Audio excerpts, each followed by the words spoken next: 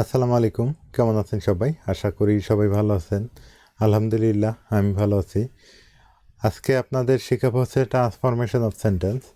মানে transformation of সেন্টেন্সের মধ্যে কি কি থাকে সেটা নিয়ে আজকে আলোচনা করার চেষ্টা করব, এবং হচ্ছে আজকে অ্যাফার্মেটিভ টু নেগেটিভ এটা মানে শুরু করব আর কি।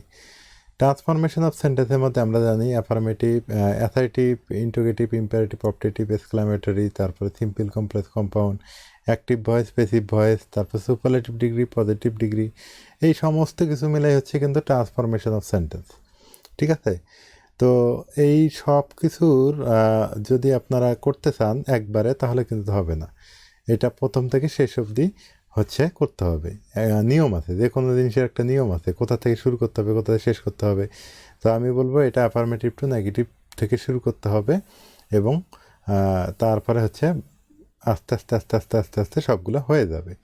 তো আজকে প্রথম পর্ব পার্ট ওয়ানে বলতেছি। এখানে পার্ট ওয়ান যদিও এর আগে হয়ে গেছে, আজকে পার্ট টু, কিন্তু কার্যকলাপে পার্ট ওয়ান হয়। তো পার্ট টুতে আজকে আলোচনা হবে যে কি অ্যাফার্মেটিভ টু নেগেটিভ। তো অবশ্যই আপনাদের যেটা করতে হবে, প্রথমে টেন্স থেকে শুরু করতে হবে। অ্যাফার্মেটিভ টু নেগেটিভ করতে গেলে প্রথমে কি করতে হবে? টেন্স থেকে শুরু করতে হবে। তো প্রথমে আমরা আজকে শিখবো হচ্ছে প্রেজেন্ট ইনডিফিনিট। কি শিখবো?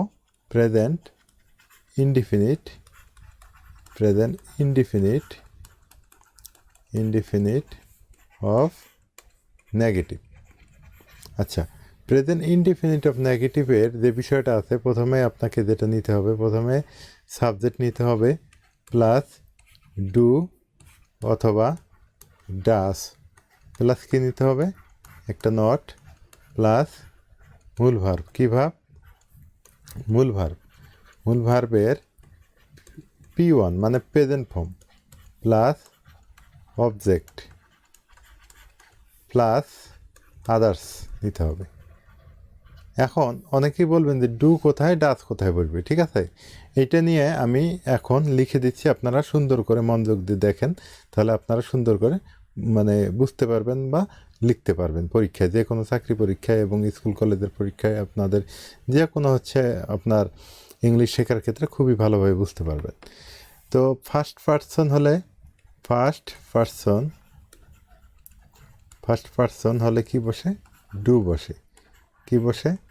ডু বসে। সেকেন্ড পারসন হলে কি বসে? ডু বসে। থার্ড পারসন সিঙ্গুলার নাম্বার হলে কি বসে? ডাজ বসে।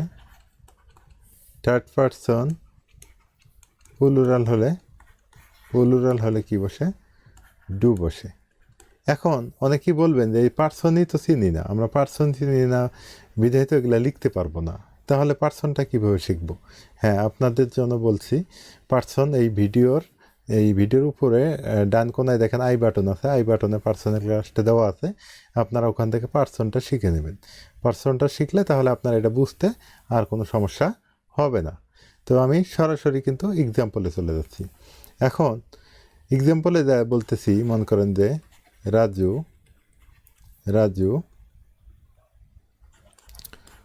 কলস মি, রাজু কলস, এটা হচ্ছে মি। পরীক্ষা আসছে এভাবে যে নেগেটিভ করো। কি করতে বলতেছে? নেগেটিভ। তো এখন এটা যদি আমরা নেগেটিভ করতে যাই, তাহলে প্রথমে আমাদের সাবজেক্টে যে একটু আগে লিখলাম যে প্রথমে কি সাবজেক্টে রাজু, তাহলে রাজু সাবজেক্টে নিলাম। এই যে মূল ভাবের সাথে এস বা ইয়েস আছে, এই কারণে নিতে হবে আমাদের ডাস। কি নিতে হবে? ডাস। তারপর নিতে হবে এখানে, তখন আর একটা নট নিতে হবে যেহেতু নেগেটিভ করতে বলতেছে। তারপর একটা কি নিতে হবে? Call me. এখন কিন্তু এস আর দেওয়া যাবে না, এসের কারণেই তো আমাদের কি আসলো? ডাজ নট হয়ে গেল, এখানে ডাজ হয়ে গেল। ঠিক আছে, নটটা আসলে নেগেটিভের কারণে, নেগেটিভ করতে বলতেছে এই কারণেই। তো এস আছে এই কারণে কিন্তু ডাজ। তাহলে অনেকে বলবেন যে যদি এস না থাকে সেক্ষেত্রে কি ডু? অফকোর্স সেক্ষেত্রে ডু। যদি বলি দে কল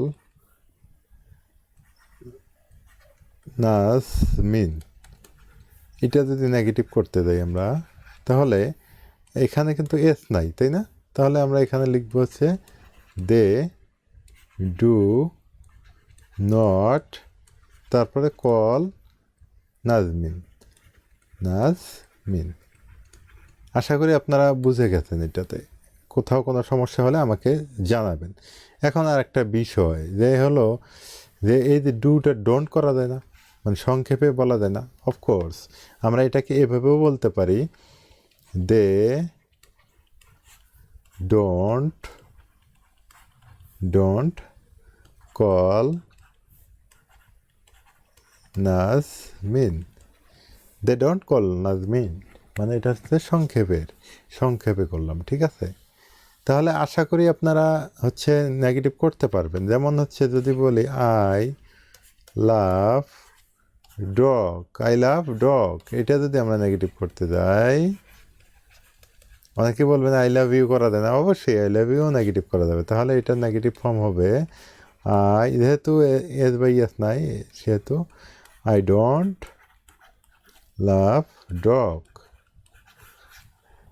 কি আপনারা বুঝে গেছেন? অবশ্যই। তাহলে আমরা সহজে প্রেজেন্ট ইনডিফিনিটের নেগেটিভটা করে ফেললাম। এখন অনেকে বলবেন যে প্রেজেন্ট ইনডিফিনিট টেন্স চিনি না তো, যে প্রেজেন্ট ইনডিফিনিট টেন্স এটা কীভাবে হয়। তাহলে আমি বলবো যে আমার ভিডিওর নিচে দেখেন, আমার লুৎফর একাডেমি লেখাটা আছে না, ওখানে আপনারা সিম্পলি টাচ করেন। টাচ করার পর দেখবেন যে হোম অনেক কিছু লেখা আছে। হ্যাঁ, হোমের পরে দেখবেন ভিডিও অপশন আছে, তার পাশে দেখবেন যে প্লে লিস্ট লেখা আছে। ওই প্লে লিস্টে গিয়ে দেখবেন যে টেন্সের ক্লাস দেওয়া আছে, 12টা টেন্স ওখানে সুন্দর করে আপনাদের বোঝানো হয়েছে। তো আশা করি আপনারা ওখান থেকে টেন্সের ক্লাসগুলো দেখে নেবেন। আর হচ্ছে তাহলে আপনাদের আর কোনো সমস্যা হবে না, টেন্স আপনি ওখানে ক্লিয়ারলি বুঝতে পারবেন এবং শিখতে পারবেন। তো আজকের ক্লাসটা হচ্ছে যেহেতু মানে প্রথম দিন ট্রান্সফরমেশন অফ সেন্টেন্সের, সেহেতু আমি বলতে চাচ্ছি যে এখানেই রাখতে চাই। আরও দুই একটা এক্সাম্পল দিয়ে এখানেই শেষ করবো আর কি। তো যদি এভাবে থাকে যে আই ডু, তাহলে এটা নেগেটিভ কী করবো, মানে ছোট্ট একটা বিষয়।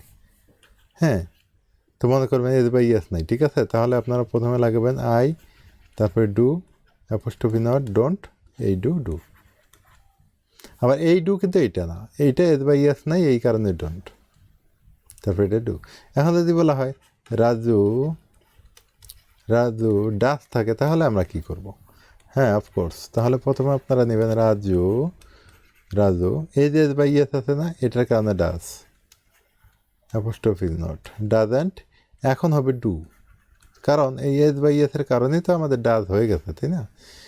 তারপরে এই ডুটা আমাদের এখানে নিতে হবে। তো আপনাদের কোথাও কোনো বুঝতে সমস্যা হলে, আমি বারবার বলি, আপনাদের কোথাও কোনো বুঝতে সমস্যা হলে অবশ্যই আমাকে কমেন্ট করে জানাবেন। আপনাদের সমস্যার সমাধান করার জন্য আমি আছি, অবশ্যই সমস্যার সমাধান করে দেব। এবং হচ্ছে আরও কী ক্লাস চান, কীভাবে আলোচনা করলে আপনাদের জন্য ভালো হয়, সমস্ত কিছু আমাকে জানাবেন আর কি। তো আজকের ভিডিও পর্যন্তই। ভালো থাকেন, সুস্থ থাকেন, দেখা হবে তৃতীয় পর্বে। আল্লাহ হাফেজ।